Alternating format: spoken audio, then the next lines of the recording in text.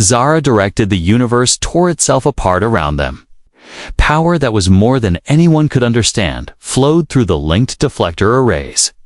Sheer power drawn on the rotational energy of a black hole that retained the mass 3 million suns. The ship's circuits screamed in torment as it strained to draw on forces that could have powered entire civilizations. Containment field holding, Alina shouted above the screaming, overstressed equipment. Energy transfer stable. FTLs are going online. But something was wrong. The power flow was too quick, too powerful. Alarm lights began flashing across all consoles as the ship's machinery began to overload. They had seconds before the entire system for energy extraction catastrophically collapsed. "We have to jettison the excess power," Chief Walsh yelled over the comm. "The containment field won't hold for much longer." Zara's mind ran round and round. Unload the power where? They had nothing but the black hole's ravenous maw and the emptiness on all sides. And then she saw it, on the tac screen, like a divine intervention. The broken-up wreckage of the Catherian fleet, still running away from the distortion effects. "Alina, can we channel the excess power into the principal guns?"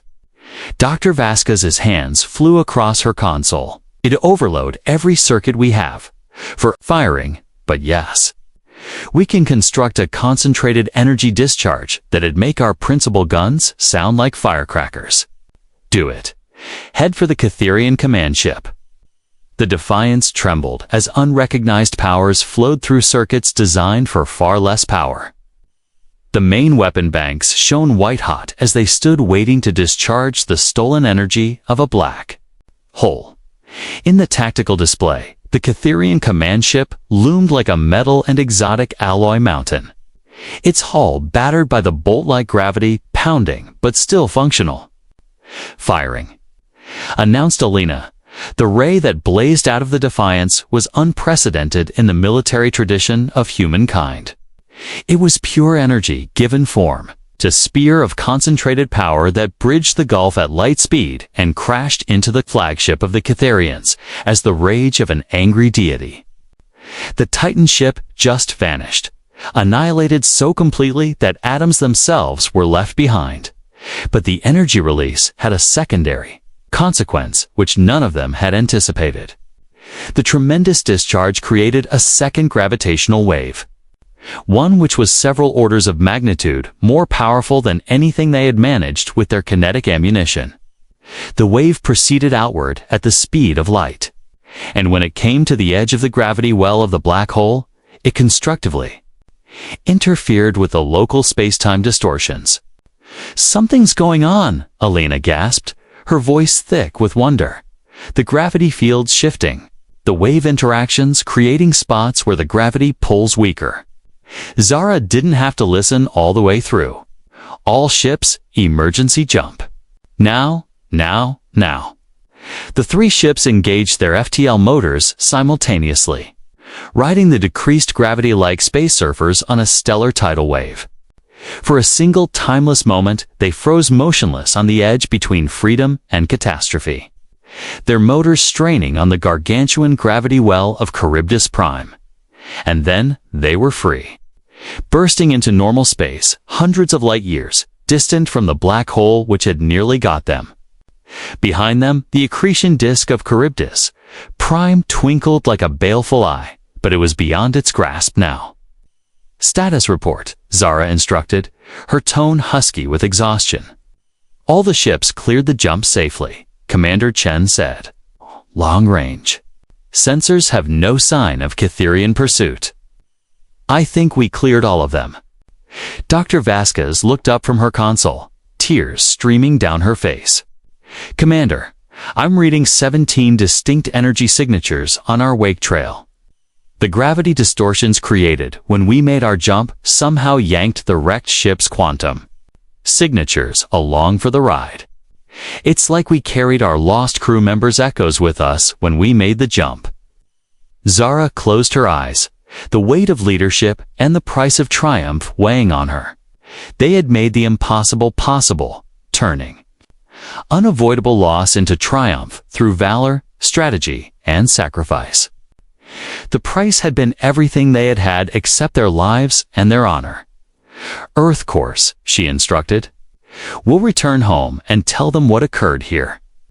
The human species survived the day through the good folks' desire to die for something bigger than themselves. And that story's got to be told. As the three ships began the long journey back into human space, Zara reflected on the lessons of Charybdis Prime. They had faced an enemy with superior technology and vastly greater numbers, relegated to a place where defeat was a given.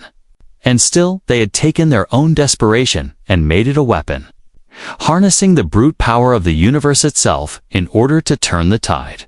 The Catherians had made one serious error. They had presumed that when faced with certain death, the human race would yield or panic. They had never once contemplated that the greatest asset the human race possessed was not their technology or their tactics, but rather their ability not to yield when given insurmountable chances. "Commander." Zara Hawthorne eased back into her command seat and looked out into the stars rushing past as they sprang for home. 14 ships and thousands of good people had died, but the human race was saved. The menace of the Catherians was eliminated, their fleets shattered and sent soaring into space. Earth was going to have a second day on the calendar, and it was a cost worth paying. In the years ahead, the Battle of Charybdis Prime would be legendary. The military schools would study the tactics. The physicists would be in wonderment at the relativistic uses, and the historians would argue the ethics of using a black hole like a weapon. For Zara and her crew that survived, however, it was always something just a little more straightforward and much deeper. It was the day when they discovered that no trap is forever impassable if you can think outside the limitations set on classic combat. The day when they discovered that the element most liable to kill you can, on some instances, be converted into your most excellent weapon. And most importantly, it was the day that they proved that the strength of human creativity, courage, and sacrifice can overcome every limitation, however formidable it stands. The black hole was inevitable, so they had made the choice to harness it. And that had safeguarded everything they held dear. Zara watched through the bridge monitors as the engineering team swept into the Corvette, stripping everything that wasn't absolutely essential. The streamlined hull of the warship disappeared under a blanket of structural support and jury-rigged armor plating. The end result looked like a giant bullet and not a starship. Dr. Vasquez worked obsessively on the navigational computer, calculating subtle routes which would thread the needle between death and mission failure. Each projectile ship had a specific course it was to follow, using the gravity of the black hole to sling-shoot towards the Catherian fleet, while avoiding the best of the tidal forces which would tear the ships apart. "First launch window starts in 43 minutes, announced Alina. "Mongoose, go for launch." The voice of Captain Rodriguez came through the communication system, hoarse and strained, from his new position on the Hammond. "Defiance, it's Rodriguez. My little baby's uglier than she's ever been before, but she'll fly true. Pass on my regards to those bug bastards." Zara shut her own microphone. "Copy, Rodriguez. Your ship shall be remembered. Your sacrifice won't go unnoticed." She paused, and then she spoke up again. "All ships stand by for final authorization." The minutes dragged on agonizingly. On the tack screen, the Catherian fleet held course, seemingly content to wait for the humans to succumb to the inevitable. They had no idea what was on the horizon. "Launch window is open," shouted Alina. "Mongooses go for launch." "Do it," Zara ordered. The mongoose slid away from the fleet near silently, the power system taking precedence over manual command as it began the long descent into the Catherian fleet. The Corvette seemed gradually to accelerate from a human perspective, but Zara was informed that 2 observers outside the ship was already proceeding at a decent multiple of light speed. "Time until it makes contact," According to current course remaining the same, is 11 minutes, Alina reported. Gravitational wave front reaches the Catherian fleet some 30 seconds before physical collision. 11 minutes. Zara held her breath, even though she knew the outcome wouldn't be observable for some minutes, still due to the result of the time dilation effects. They were fighting a slow-motion war where cause and effect were separated on vast stretches of skewed time. Second ship, ready for launch, announced Commander Chen. The destroyer Valkyrie had undergone the merciless conversion like the mongoose. Its crew crowded onto the heavy cruiser Normandy. Prepare for sequential departure. All the rest of the ships, we're going to put everything we have against them, she ordered. Launch the Valkyrie. Ship by ship, the volunteer ships dropped away from the fleet and began on their final mission. Each departure was a mini-funeral, a moment's silence for ships and crews that had fought with honor. The fleet, which had sailed for the Charybdis system with 17 ships, was dwindling rapidly, but Zara's optimism was growing with every successful departure. Gravitational wave detection, shouted out Alina suddenly. The mongoose crossed the boundary into the gravity well. The Catherians are most definitely experiencing it now, on the long-range sensors still functioning among the interference. The Catherian fleet was getting underway. Their optimum formation was wavering as the space-time itself was starting to ripple around them. They had come too late, though. The cascade was already underway. 3 seconds impact. 2, 1. The battle screen flashed into dazzling luminescence as the mongoose made impact. Even for the time dilation, the explosion was observed from where they stood near the black hole. The Catherian capital ship simply vanished, torn away by the impact of 800 tons of matter traveling 30% the speed of light. Direct hit, shouted Chen. 1 capital ship down. The gravity waves are destabilizing their formation. They're breaking up, but they're fighting against the space-time distortions. The Valkyrie struck home 40 seconds later, sinking to smaller vessels which had not cleared for the expanding debris field. The Tempest, the Gladiator, the Phoenix, one after the other, adding their respective part to the bedlam as the precisely choreographed waltz of destruction played out within the void. But the Catherians were hardly defenseless. When the 4th ship came on target, their return fire began hitting the human fleet. Particles and exotic matter weapons, their lethal effectiveness augmented by the warped space-time close to the black hole, flew back into the remaining ships. The light cruiser Damascus fell first, her hull torn open like a mature fruit under a Catherian beam weapon. Fully 30 seconds afterwards, the destroyer Achilles fell, her reactor going critical when enemy fire overloaded her containment circuits. And still the human missiles flowed forth, fired within mathematical certainties on targets that became increasingly desperate for escape. Catherian fleet breaking up, Chen reported, his voice tense with awe. 6 capital ships destroyed, more than half their escorts gone. They're trying a retreat, but the gravity waves are making FTL impassable. Zara watched the battle demonstration with grim satisfaction. They had done it. In spite of all odds, jammed on the edge of a black hole and going nowhere. The human fleet had turned their likely death into victory. The cost, however, had been everything. "How many ships do we have left?" she whispered. 3, replied Chen. Defiance, Normandy, and Hammond. And we won't be here for long.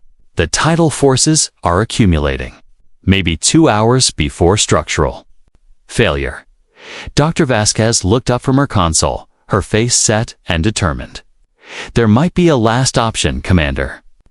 It's every bit as crazy as the kinetic projectiles, but it's mathematically correct. Zara gazed at her science officer. After everything they had been through, she was ready to listen to whatever idea crossed her mind, no matter how absurd. Talk. Alina, the black hole's not a gravity well. It's a tremendous power source. The rotation on Charybdis primes, causing spacetime itself to be pulled along with it. And that's what we call the ergosphere. If we could harness the rotational power for just a couple seconds, we'd have enough power to get us out of the gravity. Well, Commander Chen was already shaking his head. The engineering issues alone would be too expensive. We'd have to build some kind of matter-energy retrieval system that could handle stresses which would vaporize normal matter. "Do not build," she declared, her face shining with imagination. "Reprogram. The principal deflector array on each ship can be configured for switching subspace fields. If we link all 3 ships, set up a resonance field which matches the rotational frequency of the black holes, we can potentially tap enough power for our FTL units." Zara's moment of hope was short-lived when she thought about the reality of where they were. Even if it worked, we're talking about energies that would make a star's core a campfire. One miscalculation, and we'd be vaporized instantly. "The other choice is 90-minute certain death," reminded Elena. "At least it gives us a chance."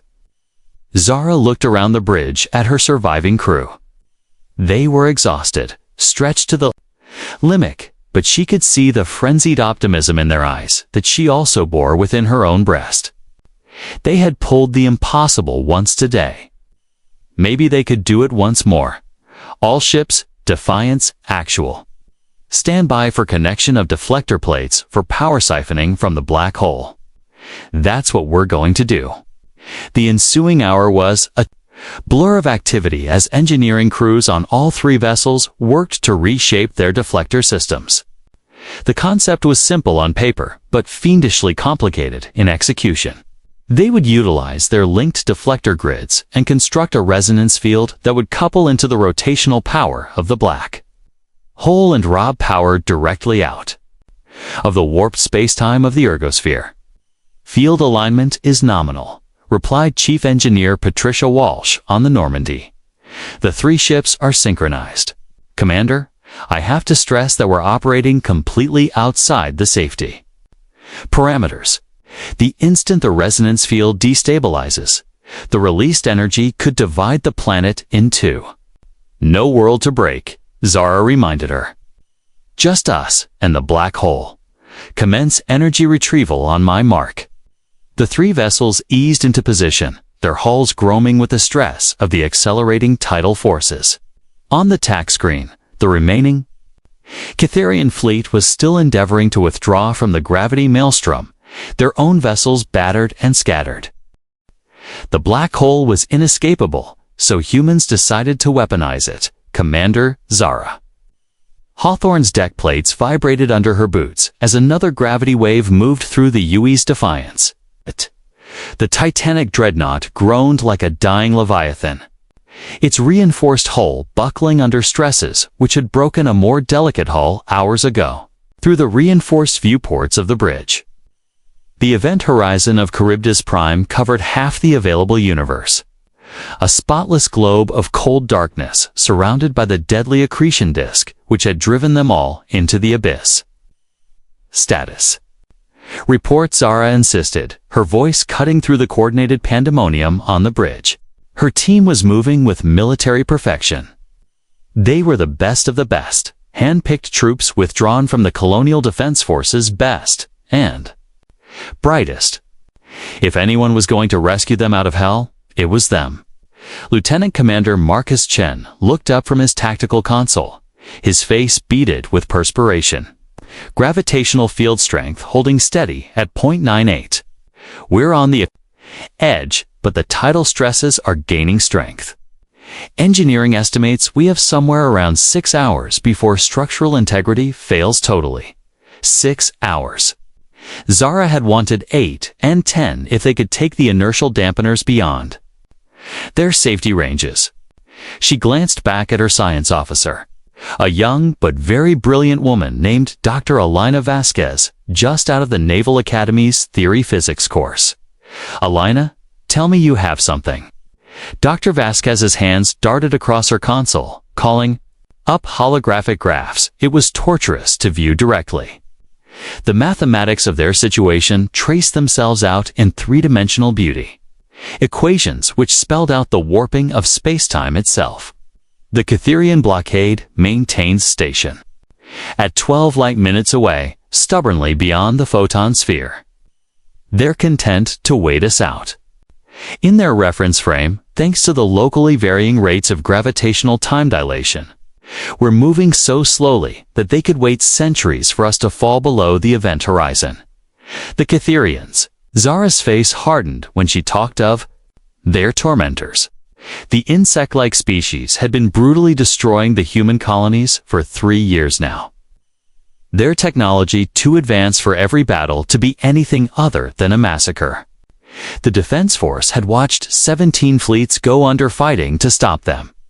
Now the 18th and final fleet balanced on the edge of extinction. Entangled in the enemy's own killing device for which they had themselves been hunting. The plan had been desperate but brilliant. Lure the Cytherian fleet into the Charybdis system and then use the black hole's titanic gravity well for a gravity. Slingshot past the enemy ships at relativistic speeds. The human fleet would have emerged the other side with just enough kinetic power to blast through their shields. The Cytherians, however, had simply stood off far enough and used their superior technology for a subtle nudge on the human fleet just a little further into the gravity well, enough that it wouldn't instantly take them beyond the point of no return, but enough that it gradually and inevitably sent them on a spiral course for destruction. Commander Ensign Rachel Torres called out from the communications console, her voice tense with barely suppressed fear. We're receiving another transmission from the Cytherian fleet. Same warning as before. Zara had the warning committed to memory by then. The cold and clinical Cytherians had presented the human beings with an option. Surrender now and face execution by disintegration, or wait for the black hole and watch the human race get dissolved atom and atom. Either way, the ultimate stand. For humankind would be here 13,000 light-years away from Earth. Belay that, she said. I have no need to listen to their threat once again. She walked towards the central command chair, her mind racing. They had to have something, some factor they hadn't planned for. The finest military minds the human species had to offer had spent months planning for the execution of the mission. They wouldn't have walked into a trap without some kind of backup. Dr. Vasquez suddenly sat up, her eyes open wide as she looked at her monitors. Commander, I think I have something. It's nuts, but it might just work. All the heads on the bridge gazed up at the young scientist. In 6 hours they had been stuck. She had run thousands of calculations, modeled every possible escape scenario. Each had ended the same way. The Cytherians think they understand the psychology of human beings, Alina continued, her voice acquiring strength. They expect us to panic. Desperate attempts for a way out that'll lead us deeper into the pit. They're not hoping for us to make our situation a weapon. Commander Chen frowned. How can we use it as a weapon? We can't even keep the ship together. Our major guns are offline, and even if they were operational, we can't fire anything at this distance using the gravitational lensing. Alina summoned a new holographic display screen, one which showed the location of the fleet relative to the black hole and the Cytherian fleet. We're not going to shoot at them. We're going to throw things at them. Very, very fast things. The screen zoomed on the human fleet. 17 ships which varied in size from the gigantic dreadnought Defiance to the small but deadly corvettes which served as scouts and interceptors. Each was represented in blue, the lines marking their current orbital course around Charybdis Prime. The gravity time dilation works both ways, Alina explained us. From the Cytherians' perspective, we're moving in slow motion. Yet, for us, the universe beyond the gravity well goes extremely quickly. If we shoot projectiles here where we are, they'll be accelerated up to a high fraction of the speed of light by the black hole's gravity before they approach the Cytherian fleet. Zara leaned forward, staring at the display. What kind of missiles? Our missile magazines are running near dry. Not missiles, said Elena, her tone dropping almost to a whisper. Ships. The bridge fell silent, except for the steady hull creaking. Zara shivered, but it wasn't the result of the expiring life support. Explain. Elena worked the screen, illustrating a smaller ship slipping away from the fleet and beginning a carefully calculated course. If we reduce one of the corvettes to a lean machine, stripping away everything non-essential and packing it with whatever explosive material we have left, we can construct a relativistic kinetic kill vehicle. The mathematics are beautiful and terrible. An 800-ton corvette accelerated to 30% the speed of light would collide with the equivalent power of several hundred nuclear warheads. Commander Chen was already shaking his head. The gravity would pull the ship apart before it could get up to that kind of speed. Not if we dress it just right, she answered.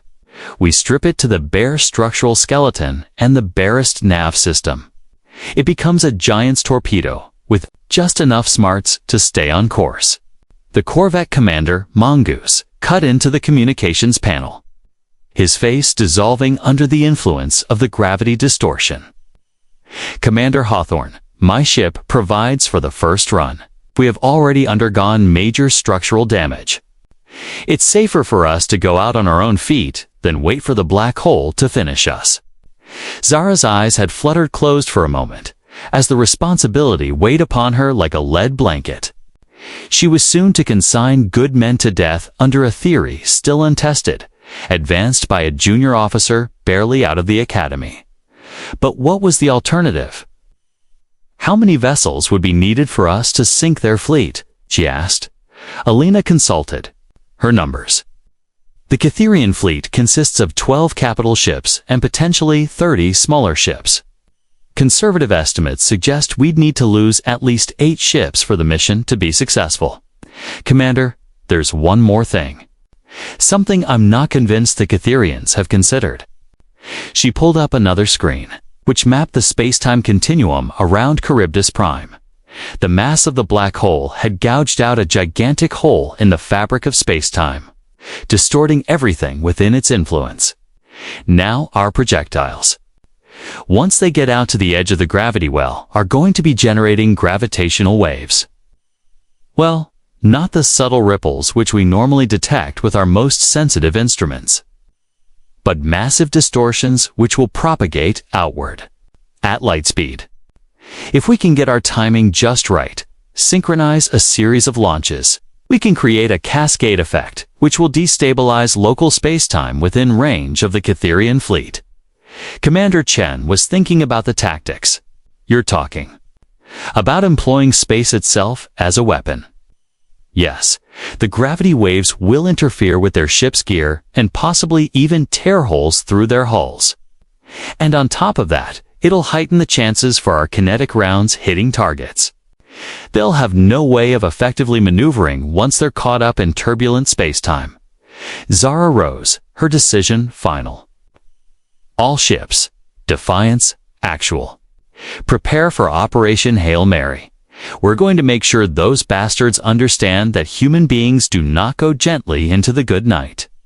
In the span of the next couple hours, the human fleet redrew the playbook on military history. 8 ships stepped forward for conversion into kinetic projectiles, their crews shifting on the remaining ships. The Mongoose set the pace, Captain Rodriguez and his 30-man crew shifting aboard the destroyer. Hammond with nothing but the clothes on their backs and personal sidearms.